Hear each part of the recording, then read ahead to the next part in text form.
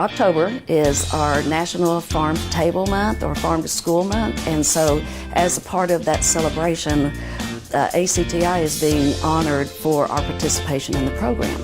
Yes, basically this garden has always been kind of part of the center.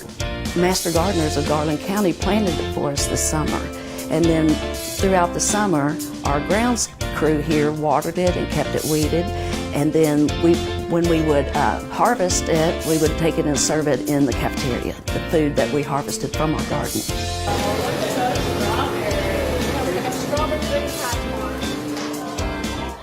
And then now we have a green team that's here on our campus that is student-driven, and the staff work with the green team, and we bring in visitors such as the City of Hot Springs. They'll come in, and the master gardeners will come in and teach, how to plant the seeds and then move them to the garden and then to the cafeteria. I like to plant peppers and fruits and vegetables. I like working in the garden because it gets me outdoors and gets me to get my hands dirty, and I like the thing of nature and how it develops.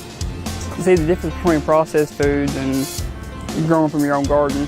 They got chemicals and stuff that does the stuff in the processing, and from the freshly garden, it's fresh fruit, fresh vegetables, and everything brought to the cafeteria.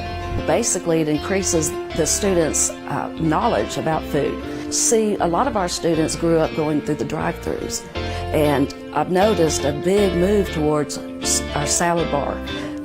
It's one of our favorites. The people take the fresh food and vegetables now. It's almost as if they never have really been exposed to it. And so anything we get out of the garden, they're intrigued by. And we do a good job of publicizing that it was grown by our green team. So they're taking it well, and I think it's increasing their knowledge about nutrition.